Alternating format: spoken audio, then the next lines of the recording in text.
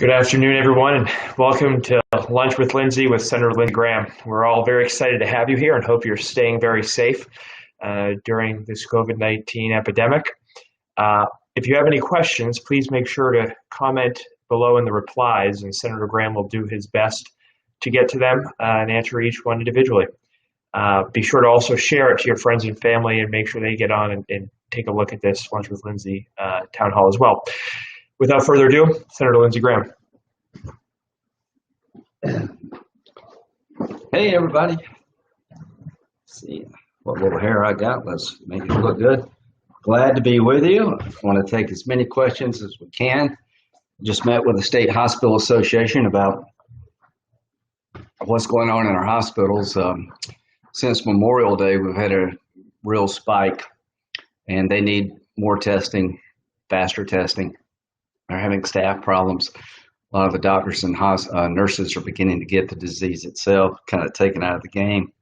So we'll do phase 4 here soon in Washington, and we're going to try to make sure they got the PPE they need to protect themselves and the public when they treat COVID patients.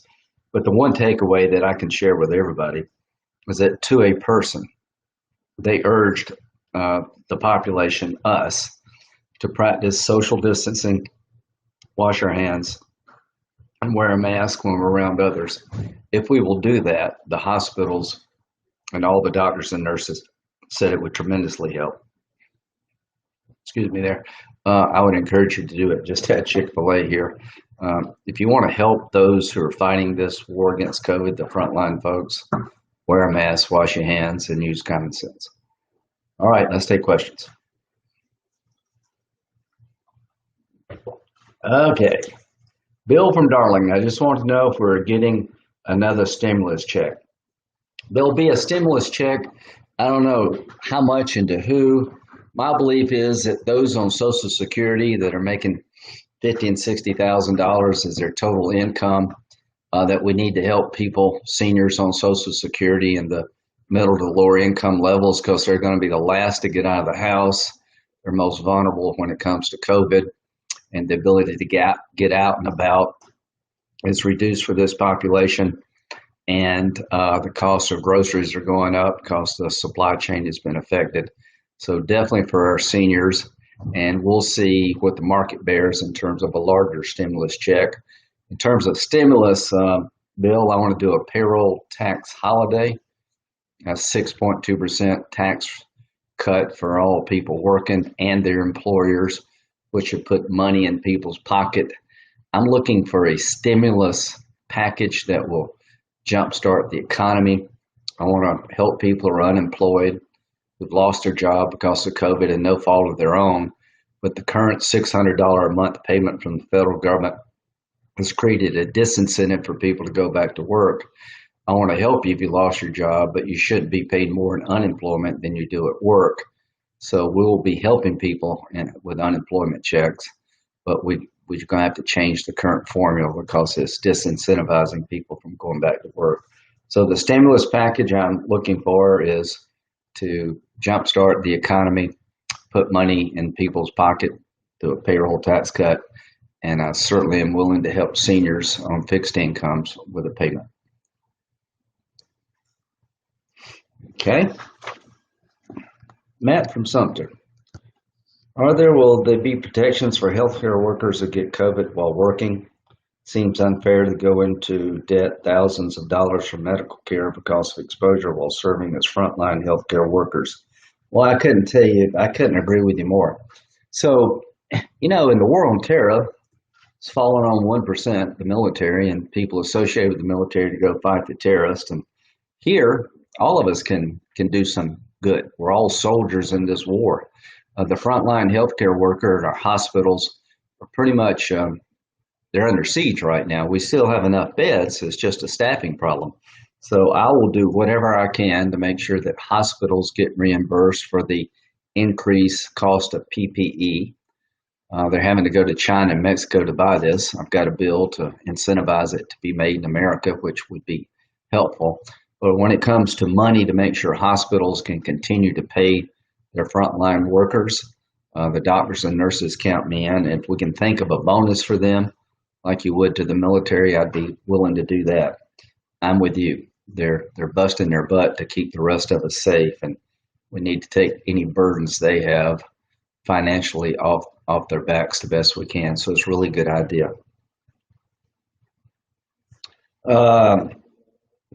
Stacy, I would like to know what you have done over the course of the last 2 weeks to specifically address, meet, and support the needs of your constituents in South Carolina. Well, I've been at home for 2 weeks. I just met with the hospital association. We did a virtual meeting where I had every region of the state tell me about their testing needs, and we need to do more testing, not less. Turnaround times are too long. About staff shortages and the increased cost of PPE. I'm going over to Florence later in the day to talk to some Republican Party folks, but I've spent my time getting out and about, talking to business people about what a phase 4 package would look like. I've toured some facilities that do PPE production and how they would benefit if we brought the supply chain back into the United States. So it's been a good time to just kind of listen to people, spend a little time with my family, played a little bit of golf. So every day in South Carolina is a blessing as far as I'm concerned, but it's been two productive weeks, and got some other things to do this week. So I just try to stay in touch, and the best way to stay in touch is just get out and about and talk to people. And we've had a lot of virtual meetings with Tim Scott. Tim's been really great to do business with. So it's been very productive, and I've been in this job since 2002, and I think my worst critic wouldn't deny that I have a decent work ethic. I think I work hard, I enjoy my job, and I really look forward to coming home and talking to people, make sure I know what works in Washington and South Carolina. Okay. David, happy belated birthday. We need you in the Senate. Well, thank you, David. I agree with that part. The only way I'm going to stay in the Senate is people keep me there. You know, I'm not entitled to this job. I've got a well-funded opponent, and the people wanting to beat me, most of them are not from South Carolina. They embrace the most liberal, radical agenda in modern American history. And this contest in South Carolina has been nationalized. Because of my defense of Judge Kavanaugh and my willingness to help President Trump, I've become a target for the liberal left. The amount of money being raised in South Carolina Senate race is unprecedented, and it's coming from people who have their hopes and dreams to create a socialist nation, and on and on and on. I turned 65. I'm feeling pretty good. I feel blessed. I never dreamed that I'd be a senator growing up, and I really enjoy the job more today, David, than I've ever enjoyed it. I think I'm better at it. I've been to Iraq and Afghanistan 57 times, so I try to do my homework when it comes to national security. And I'm just going to keep fighting for the causes I believe in. One is to work with the other side when it makes sense, to make sure conservative judges get on the court. We've confirmed 200 judges in the last 3 years, and as chairman of the Judiciary Committee, we've pumped out a lot of conservative judges. I look forward to a phase 4 package that will help the economy. So thank you for those nice comments, and I appreciate the birthday wishes. Will you only answer scripted questions today, or will you answer why you won't condemn Trump ignoring Putin, putting bounties on U.S. soldiers, or a shameful lie about Stone sentencing? Okay, yeah, well, I assume this is not a scripted, maybe scripted from the Democratic Party, but I'll be glad to talk about it. I've been a pretty hawkish guy. Putin's not our friend. I'm the leading Republican on a sanctions package against Russia. Putin's been up to no good all over the world, and he's not a friend of the country. It was the Russians who hacked into the DNC, not the Ukrainians. It was the Russians who stole Clinton's emails. And it was the Russians who, I think, provided the garbage to Christopher Steele called the dossier. When it comes to battlefield situations, I take them seriously. I've been to Iraq and Afghanistan probably as much as anybody, more than most. And I've learned a lot. What have I learned? You can't go off half-cocked. I had an intel briefing about the allegation of Russians paying bounties to kill Americans. The Russians have been supplying weapons to the Taliban for a very long time. the level of intelligence that the Russians were doing this was, I think, shaky at best. We've had one war where we didn't have a full picture. I was convinced, along with the military, that this was not an actionable item, that there was some intel being gathered in prisons about this concept, but the best intel we had was pretty sophisticated intelligence gathering in terms of technology. And I did not believe this rose to the level of confronting Russia because it's a serious allegation, and we changed our force protection posture. But to those who push this narrative that Trump ignored it, that's just a bunch of political BS. I'll take a backseat to no one about trying to protect the troops in the field, but pretty hawkish guy. But I've also learned you need to find out before you pull the trigger. And military leaders have said that this episode wasn't sufficiently verified to take action. Whether you believe me or not, you ought to believe them. As to Roger Stone, you'll be hearing more about Crossfire Hurricane. You'll be hearing more about the Mueller investigation. I supported Mueller being able to do his job without being fired except for cause. There was a time there when President Trump was pounding on Mueller pretty hard, and I felt like it was important for Mueller to finish his job without political interference, and he did. And the whole idea that the Trump campaign was colluding with the Russians just wasn't accurate. And I wish people in the media who spent every minute of every day breathlessly analyzing Trump's coordination and collusion with Russia would spend a little bit of time on the fact that the Crossfire Hurricane investigation was probably one of the most corrupt episodes in the history of the FBI. Most FBI agents, 99%, I'm sure, are great.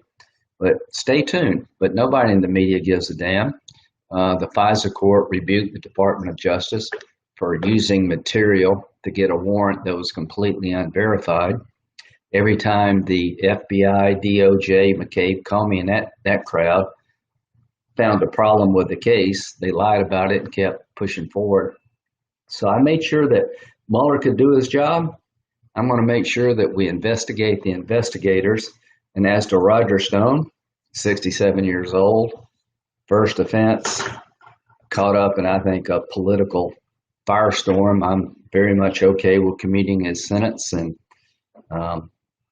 nobody said much about the times that Clinton commuted people convicted from Whitewater investigations. So I see it as a real double standard and don't take the criticism much at all. When is Durham report, and were you holding Obamagate actors accountable? Durham is a prosecutor. I am not. What can I do as Judiciary Chairman? I can try to explain how the FISA warrant process got off the rails. I can explain the best I can how the system failed. Why was General Flynn continued to be surveilled in January, after January the 4th, when the professional field staff, the people actually doing the investigation, recommended that Flynn be dropped from Crossfire Hurricane on January the 4th. What was that January the 5th meeting all about with Obama and Biden, where they continued to surveil Flynn? How is it possible that they could continue to use the dossier that Christopher Steele prepared to get a warrant against Carter Page, when in January the 21st through the 24th, the FBI interviewed the Russian subsource, provided Steele all the information contained in the dossier, and told the FBI it was a bunch of hearsay and garbage, and they kept using it in April and June of 2017 to get a warrant. Yeah, we're going to hold these people accountable. I'm not a prosecutor, but I do believe that the lying and manipulation to the FISA court needs to be dealt with seriously. And if you don't hold people accountable who mislead the court, then people lose faith in the entire process. So stay tuned. Durham is doing his job. I'm doing mine. In July, we'll be having some public hearings. I want Sally Yates to come and tell us about the January 5th meeting. She testified previously. So there's a lot to be done between now and September, and I'll eventually call Comey and McCabe, ask them questions about the investigation. I'd rather eat glass and drink mud than have lunch with you. Good news for you, you don't have to have lunch with me. If I were you, I wouldn't eat grass, and I'd probably go get some help. Okay. Let's see. Please protect our monuments, all of them. All right. South Carolina is a model for how you do things. We removed the Confederate flag from the top of the Capitol dome out front. Now the Confederate flag is flying in a historical park somewhere. People in Charleston removed the Calhoun Monument in Calhoun Square through a vote of the city council. These debates are worth having, but you do it through the rule of law, not the rule of mob. As to destroying monuments that represent who we are as a people, I stand completely with the president. George Washington was not perfect, but he was the founder of our nation. They created a process that was allowed to change over time to form a more perfect union. The people who are trying to destroy monuments to our founding fathers, who are now breaking into churches to put ablaze statues of the Virgin Mary, are crazy. They're radical. They're anarchist. They don't represent legitimate concerns about reforming the police. They have taken the George Floyd tragedy and hijacked it. And I am with President Trump that we should put these people in jail, use the military if necessary to protect our national heritage. And I, for one, am proud of America, warts and all. I'm glad Christopher Columbus discovered America. I'm glad my ancestors came here. I'm proud to be an American, and we're trying to work on our problems and become a more perfect union. But there is no better force for good on the planet than the United States, in my view. And I will be no part of running this country into the ground. And that issue is on the ballot.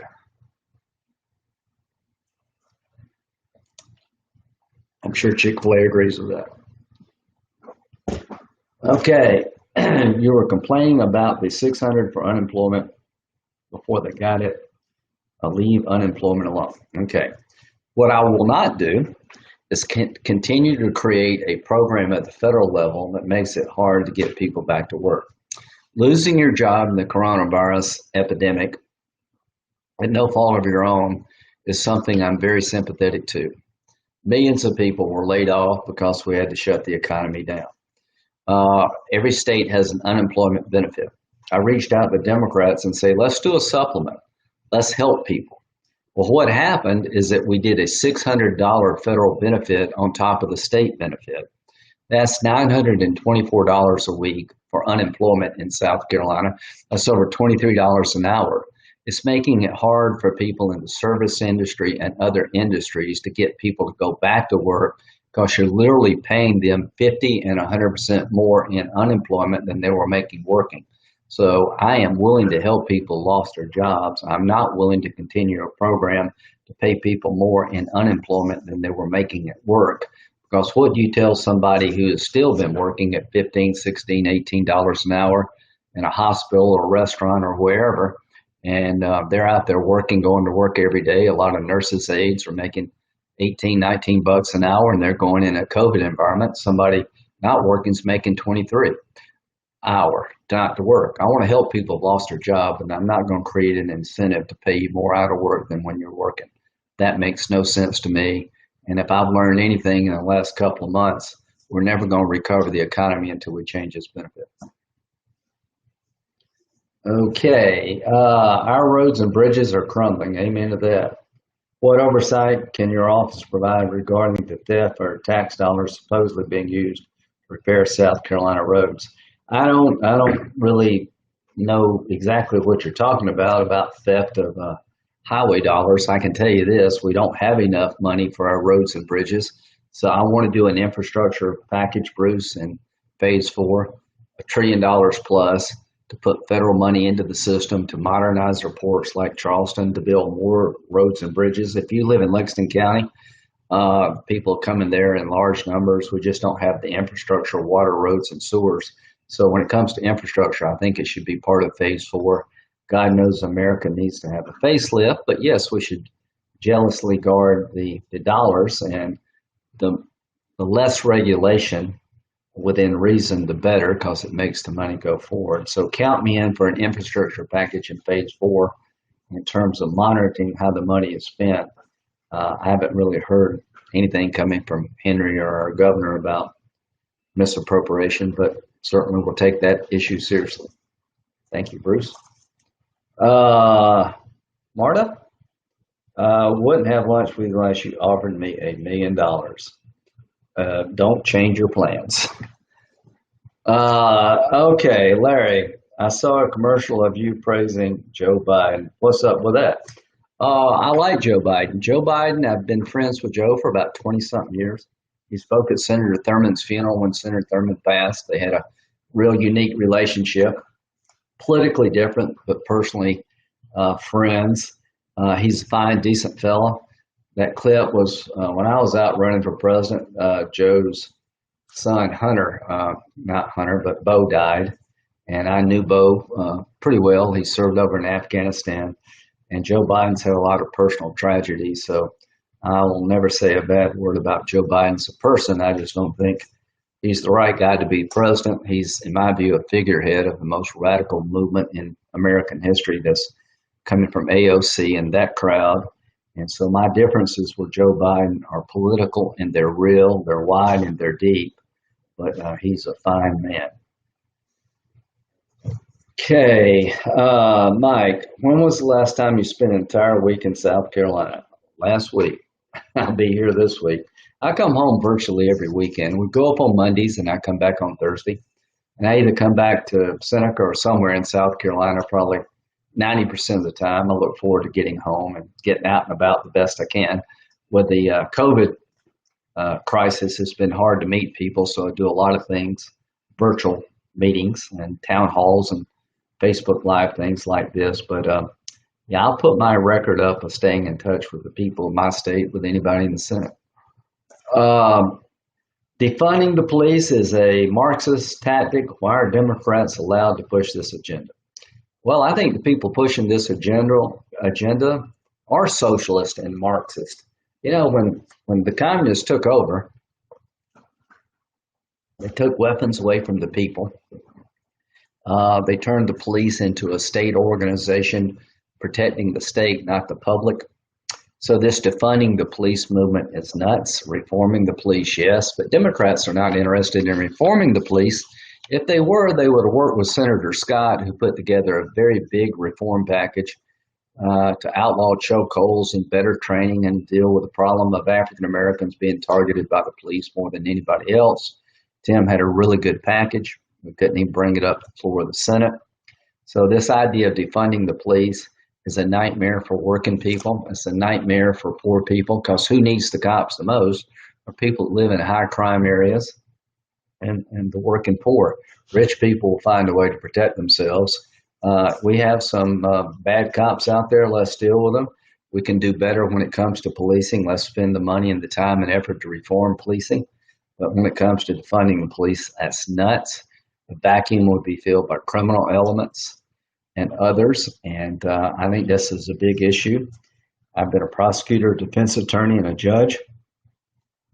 I have a high opinion of those who would go into law enforcement. You walk up into the middle of the night to somebody you don't know in some remote part of South Carolina, and while the rest of us are sleeping. So when you get a bad cop, you deal with them forcefully. But this idea of declaring war on the police is nuts. And if you want to see what the world looks like without cops in the judicial system, come to the Mideast with me. I'll show you a lot of places where there are no police and no functioning legal system. See if you want to live there.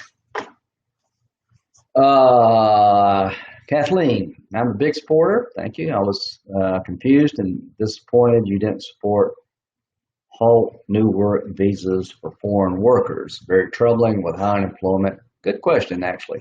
So here's what I believe. Legal immigration is good.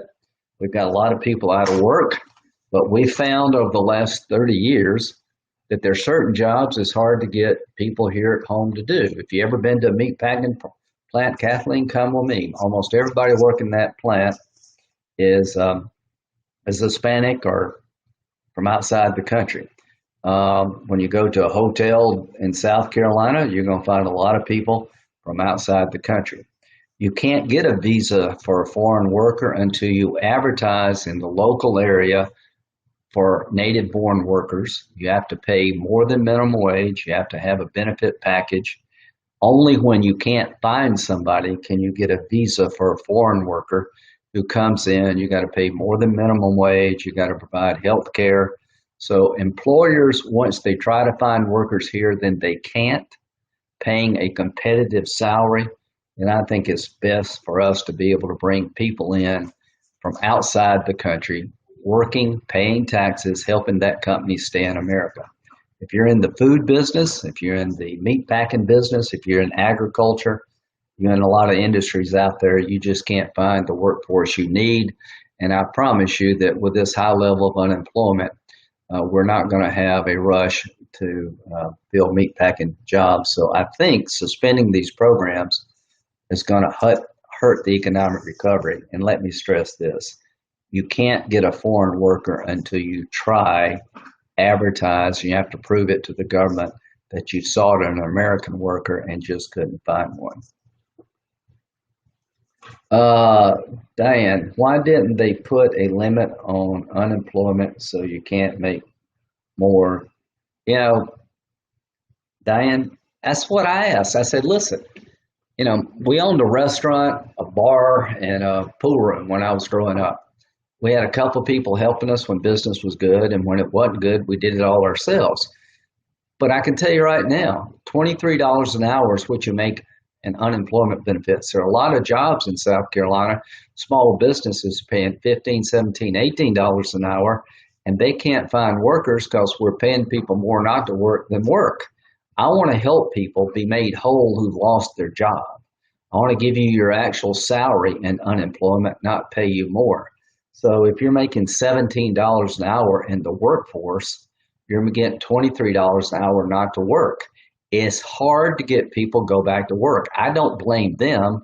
I blame the government for creating an incentive to stay unemployed because people are making more than going back to work. And 68% of the people in unemployment now throughout the country are making more in unemployment than we're making at their job. So what I want to do, I'm willing to increase the minimum wage in a reasonable way, but wage scales have to be set up by our businesses so they can stay in business. The harder you work, the more you make over time is a concept that I cherish. I want to help people who've lost their job, but you cannot pay them more to be unemployed than they were making in work. And I said this the day we passed the bill. Everything I said has come true. You talk to employers in South Carolina, they're having a hard time finding workers, and it's created a roadblock to reopening the economy. I think being fair is giving people what they've lost at work. Being unwise is to pay people more than they were getting at work. That's the problem. Linda, why should we be buying prescription drugs from the U.S.? What does that say? We should be buying prescription drugs in the U.S. The question, Linda, is about the medical supply chain. 90% of our PPE, the equipment you need to take care of patients, the masks, the gloves, the gowns, comes from China. I just had a meeting with the Hospital Association today. They're going to Mexico and China because they're running out of PPE here. So I've got a bill that says the following. There's a law that requires military uniforms to be made in America because you don't want to have your uniforms be made by some foreign country. That puts your whole military at risk. You got to be able to clothe and feed your troops, right? I want to put PPE, the protective equipment for frontline healthcare workers, under the Berry Amendment to treat it the same as military uniforms. Then I want a tax credit for any company that will open up a PPE plant in America. You'll get a tax credit to hire people to make PPE in the country. That's one way to get it back out of China. China makes most of the compounds that go into antibiotics. Why did people move to China? It's just cheaper. No regulation, cheap wages. We got to create incentives to bring people back to America when it comes to medical supplies. And you're right about Canada. Canada is a friend, not a foe. You can't do everything in your own country, but you should make sure when it comes to medical supplies, the heart and soul of protecting your people, you don't have your fate in the hands of people who hate your guts like the Chinese.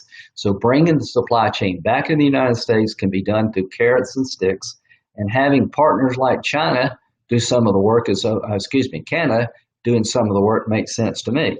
The goal is to get the supply chain out of the hands of the Communist Chinese Party. To my Democratic colleagues, help me. Mary, do you think our schools should fully open? I do. I do. It should be done based on local decision making. The goal should be to get people back to school. I'm willing to appropriate money to create capability to social distance and set up classrooms with smaller numbers of students, add capacity to schools, but we got to get our kids back in school. There's a risk to everything. I think the downside of keeping schools closed is devastating for children and parents who are working and just the mental health of the country. I think we can do this. I talked about hospitals today. They all said, we hope to go back to school. So I'm with the governor. We need to go back to school. We need to do it safely. We need to practice social distancing, wear masks, wash our hands. And how does this end, Mary? There'll be a vaccine sooner rather than later that can get the disease dealt with like we deal with the flu. We don't shut the schools down because people may get the flu. We don't sue businesses because you may get the flu if you go to a store. We need to get the coronavirus in a situation where we can control it like the flu with the vaccines and therapies, and that's where we're headed. Got to go back to school. Louise, what is your view on no-knock warrants? I think now's the time to put that issue on the table. No-knock warrants have their place in limited circumstances. I'm a big fan of law enforcement, but at the end of the day, I am willing to consider reform of no-knock warrants, because one thing we've learned that we've got some systems that are a bit out of control out there. So I didn't think I would change my mind on this, but I quite frankly have, based on what happened in Kentucky. Can we make people in Myrtle Beach wear masks? Janet. You know, we all should wear a mask, and I don't know if the government can make you. The states that have mandated masks seem to have a lower infection rate. Every doctor and hospital person on the phone call said if you would wash your hands, wear a mask, and social distance, things would get better quickly. Memorial Day was a disaster. We had this thing pretty well under control. Memorial Day, people went out in large numbers, didn't wear masks, and the infection rate is just going through the roof. Mandates, I don't know how you enforce it, but to the extent that my voice can help, for this God's sake, wear a mask, wash your hands, and use common sense. If for no other reason, to take the burden off the doctors and the hospitals who are really having a hard time of it. So thank you, Janet. We'll see what happens here in South Carolina. Joan, why are the Republicans not fighting harder to win this election? Well, I don't know what you've been watching, but I'm out there pretty well going at it. I think it's an election we can't lose. We got to fight smart. You know, you got to show a difference between us and them. You know, Joe Biden, I'm sure he'd stay in his basement as long as he could. I don't blame him. I think the president's done a really good job on the stuff that matters to us. We rebuilt our military. The economy was going great before the virus. We got conservative judges on the bench. There's a lot to applaud from the last 3 years or so. But we got to take it to them in this regard. If you want illegal immigrants to get free health care, vote Democrat. If you want to lose your health care at work that you enjoy today, vote Democrat, because they'll take it away from you under Medicare for All. If you want to destroy the economy, and vote the Green New Deal. If you want to change America and basically be ashamed of our country, empower this radical element in the Democratic Party. So I agree with you in this regard. We got to prosecute the case that the choices on the issues that matter to you as a family are very much real and different. And if you believe in law and order, vote Republican. Clint, two more. Is there a realistic plan to get a handle on our debt and deficits? Great question. Nobody talks about it, but the Greenspan Commission in 1983 came up with a way to save Social Security from bankruptcy. We extended the Social Security retirement age from 65 to 67. It actually worked. After this election, we need to sit down and talk about entitlement reform. Younger people need to work a bit longer. People in my income level, I'll have a military retirement. I can pay a little more into Social Security and Medicare. That's the way to deal with the debt. It's a bipartisan solution like Reagan and Tip O'Neill did in 1983, something like the Simpson-Bowles Commission. And I'm hoping after this election, Republicans and Democrats will reform entitlements to save Medicare and Social Security. Ask people like me who can pay a little more to pay a little more. Ask younger people to work a little bit longer because we live longer. Things like that add up over time, and that will be one of the reasons we get out of debt. The best way to help get out of debt is grow the economy, and I'm excited about the economy coming back strong in 2021. Rick, please picture a collar. Thank you. That one, I think. Thank you very much. I got a large shirt. I should have had a medium shirt, but I've gained weight, and it's just fine. Hard to find the right shirt, Rick, but sorry about the distraction. Okay. Who's this? What's her name? Chester. It's an interesting name.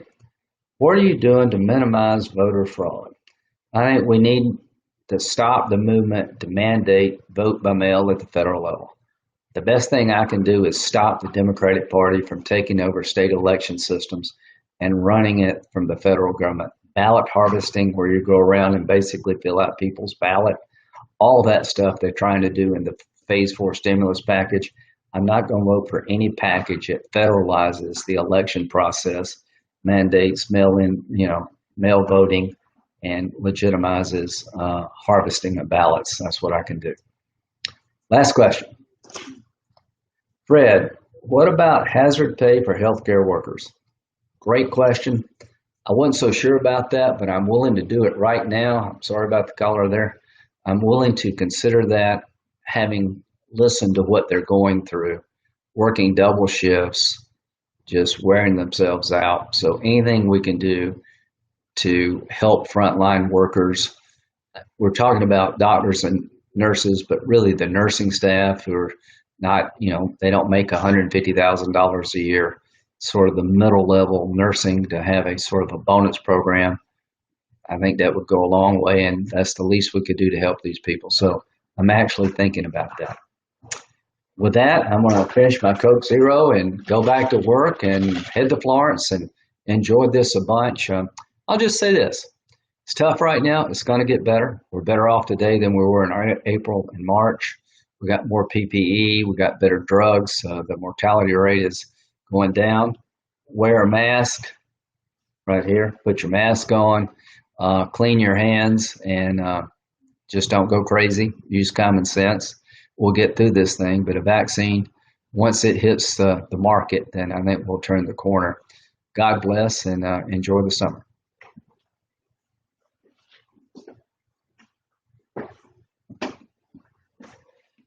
Thank you all for joining us this afternoon. Be sure, if you're on Facebook, to give this a share, and on Twitter, be sure to retweet it, to share it with your friends and family. We'll be doing it again soon. So long.